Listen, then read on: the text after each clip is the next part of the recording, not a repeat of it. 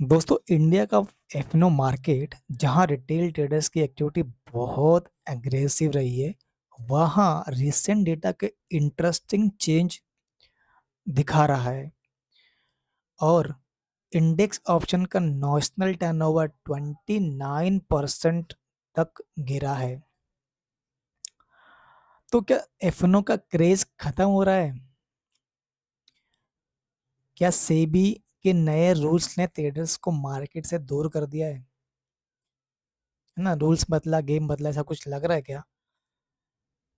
आज हाइप नहीं, सेबी के एक्चुअल डेटा से समझेंगे कि एफनो मार्केट में एग्जैक्टली क्या बदला है। दोस्तों वीडियो शुरू करने से पहले welcome back to the JJ trader.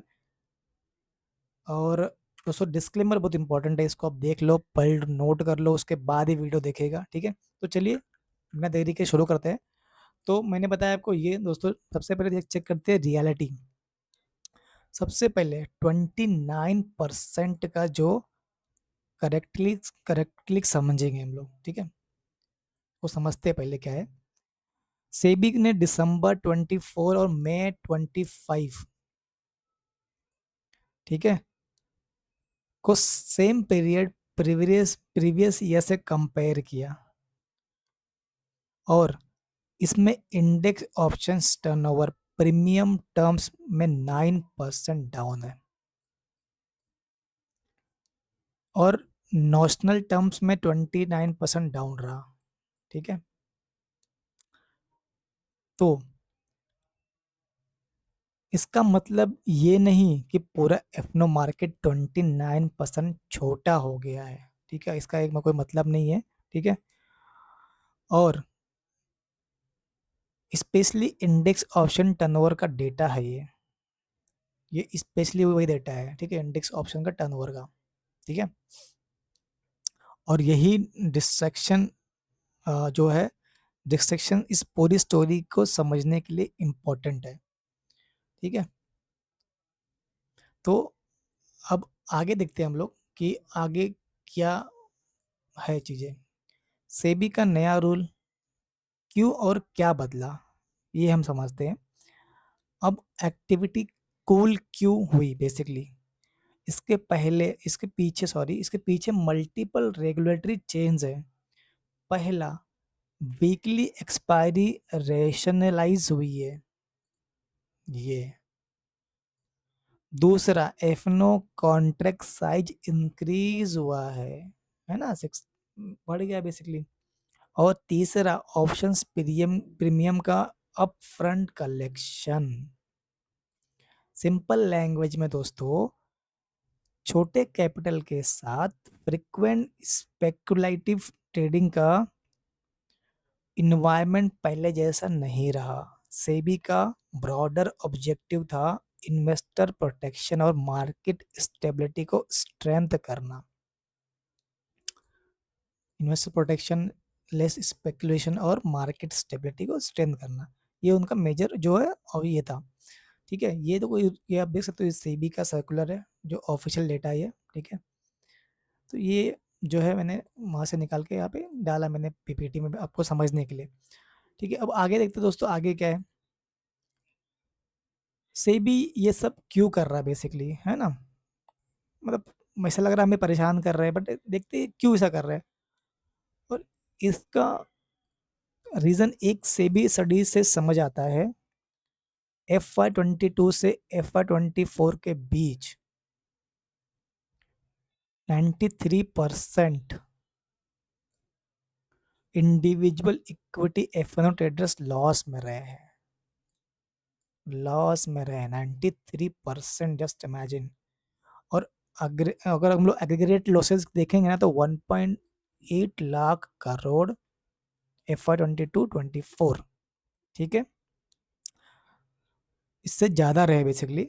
So problem सिर्फ पार्टिसिपेशन की नहीं थी, प्रॉब्लम ये थी कि पार्टिसिपेशन बढ़ रही थी, लेकिन majority retail traders consistently profitable नहीं थे। प्रोडक्शन बढ़ रहा था, ठीक है, टाइट रूल्स बनाए उन्होंने मार्केट स्टेबिलिटी करने के लिए, ठीक है? तो ये इसी बैकग्राउंड ने सेबी ने फ्रेमवर्क टाइट टाइट कर दिया, ठीक है, बेसिकली।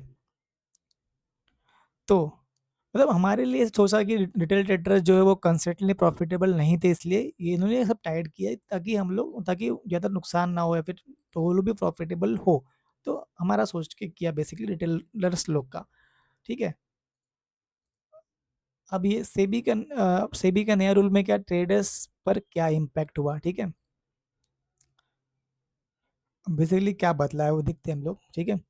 अब प्रैक्टिकली इम्पैक्ट क्या है कि वीकली एक्सपायरीज वो फेवर हुई है ना। और कॉन्ट्रैक्ट साइज बड़ा है बेसिकली, है ना, ये भी बढ़ चुका है, आपने देख लिया, आपने बताया मैंने पिछले चार्ट में, पिछले पीपीटी में। और ट्रेडिंग कॉस्ट को इग्नोर करना और डिफिकल्ट है, ठीक है। इसलिए नए इन्वायरमेंट में क्वांटिटी से ज़्यादा क्वालिटी इम्पोर्टेंट है। हर मोमेंट पर ट्रेड नहीं, सेटअप क्लियर हो, रिस्क डिफाइंड हो, और टोटल कॉस्ट सेंसिबल हो, तभी ट्रेड। सिंपल रूल, ठीक है। ट्रेड कम, फिल्टर ज़्यादा। रिस्क मैनेजमेंट बहुत इंपॉर्टेंट है दोस्तों, ठीक है। आधे का कैपिटल बचा रहेगा तभी आप कुछ कर सकते हैं आगे। ट्रेड कम, फिल्टर ज़्यादा, मैंने बताया आपको, ठीक है। ऐसा।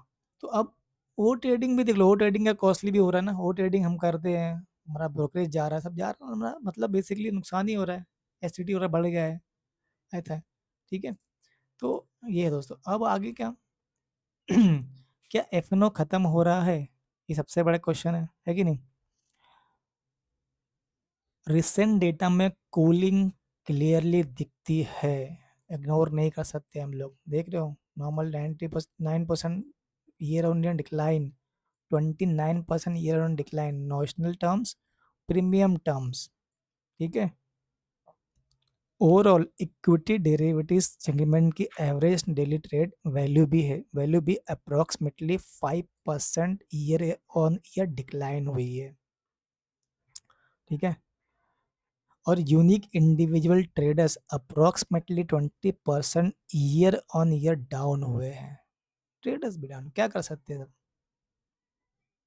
बुरे हाल है, मतलब कह सकते हो। लेकिन पिक्चर का दूसरा साइड भी देखिए, 2 ईयर कंपैरिजन में index options turnover premium terms में 14% जो है वो हाइयर है। हम्म, और नॉशनल टर्म्स में 42% हाइयर है, देखो। यानी रिसेंट स्लो डाउन रियल है, लेकिन ये कहना कि एफनो मार्केट खत्म हो रहा है, डेटा और कंक्लूजन का सपोर्ट नहीं करता। एक्टिविटी बेसिकली कूल हुई है, ठीक है, मार्केट डिसअपियर नहीं हुआ है, बेसिकली बोलने मतलब है ये। अब रिटेल ट्रेडर्स अब क्या करें, हम और आप क्या करें बेसिकली। नंबर वन, ट्रेड कम, फिल्टर ज़्यादा। मैंने बताया आपको ये, ट्रेड कम, फिल्टर ज़्यादा। सही सेटअप ट्रेड नहीं होता, हाई प्रोबेबिलिटी सेटअप ही लो, क्वालिटी से क्वांटिटी पे फोकस, ठीक है। नंबर टू, कॉस्ट इफेक्ट, मतलब कॉस्ट कैलकुलेट करो। ब्रोकरेज, एसटीटी, एक्सचेंज और एक्सचेंज चार्जेस और स्लीपेज, सब कैलकुलेट करके ट्रेड की एक्चुअल वायबिलिटी देखो, ठीक है, ये सब जरूरी है। एक्सपायरी के पीछे मत भागो। नंबर थ्री, ये fast moving premium profitable setup की गारंटी नहीं है। और number four, capital first, market में अपॉर्चुनिटी का कल भी मिलेगी, लेकिन कैपिटल खत्म हो गया तो अपॉर्चुनिटी को का कोई फायदा नहीं है।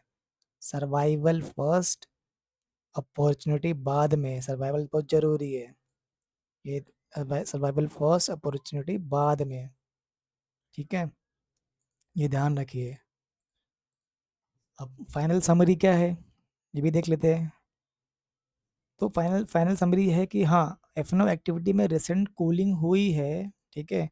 प्रीमियम टर्नओवर जो है 9% डाउन हुआ है year on year, notional term 29% down हुआ है, इंडिविजुअल पार्टिसिपेशन भी डाउन हुआ है, ठीक है, मानते हैं हम लोग। लेकिन 2 ईयर पिक्चर में एक्टिविटी अभी भी हाइयर है, इसीलिए हेडलाइन ये नहीं होनी चाहिए एफएनओ खत्म हो गया, ठीक है। और फ्रेमवर्क टाइटर हुआ है, ठीक है। तो मतलब हेडलाइन ये नहीं होनी चाहिए कि एफएनओ खत्म हो गया, बेटर कंक्लूजन है कि एफएनओ खत्म नहीं हुआ है, फ्रेमवर्क टाइट हुआ बेसिकली, ठीक है। सेबी ने रूल्स बदले, मार्केट का एक स्ट्रक्चर चेंज हुआ, ठीक है, रूल्स बदले, चेंज हुआ स्ट्रक्चर, लेकिन ट्रेडर को भी अडेप्ट करना होगा, ठीक है, ऐसा है। डिसिप्लिन, रिस्क मैनेजमेंट और सिलेक्टिव पहले से ज़्यादा इम्पॉर्टेंट है अब, ठीक है, तो ये याद रखिए। तो ये दोस्तों ओवरऑल था फ्रेम। अब देखो फाइनल अभी ये है कि थैंक यू, ठीक है। जो भी स्टॉक मार्केट में सबसे बड़ा परसेंटेज देखकर डिसीजन मत लीजिए, ये भी समझिए कि वो परसेंटेज एक्चुअली मेजर कर रहा है, क्या कर रहा है। अगर आपको इसी तरह सिंपल हिंदी में data backed stock market analysis पसंद है तो द जे ट्रेडर को सब्सक्राइब कीजिए और कमेंट में बताइए सेबी के नए रूल्स के बाद आपके एफएनओ ट्रेडिंग कम हुई या सेम। मैं मिलूंगा आपको अगली वीडियो में। थैंक यू सो मच दोस्तों।